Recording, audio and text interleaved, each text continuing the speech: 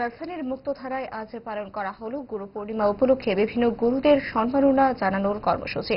পশ্চিম জেলা তথ্য ও সংস্কৃতি আধিকারিকের কার্যালয়ে এই কর্মসূচির আয়োজন করে মূলত গুরু, শিক্ষক ও আধ্যাত্মিক পথ প্রদর্শকদের প্রতি শ্রদ্ধা কৃতজ্ঞতা জানাতে এই অনুষ্ঠানের আয়োজন করে জেলা তথ্য অধিকর্তার কার্যালয়।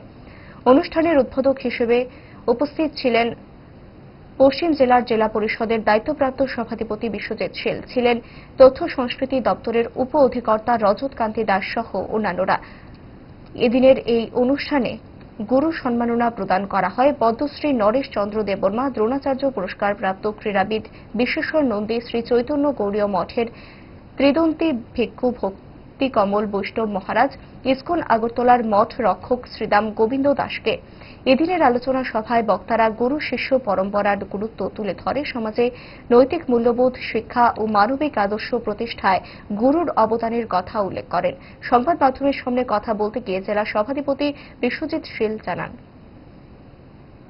গত 29 তারিখে আমাদের গুরু পূর্ণিমা গেছে।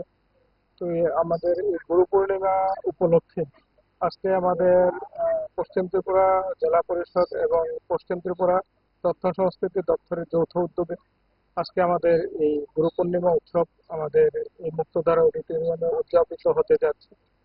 আপনারা জানেন আমাদের ভারতবর্ষের যে পরম্পরা, যে ঐতিহ্য, সেটা গুরু শিষ্য একটা পরম্পরা আছে।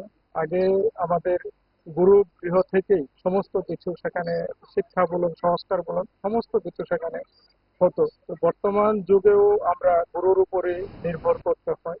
সেটা প্রথমে আমাদের মা বাবা, তারপর আমাদের শিক্ষক শিক্ষিকা, তারপর আমরা যার কাছ থেকে যা কিছু শিখি সেগুলি।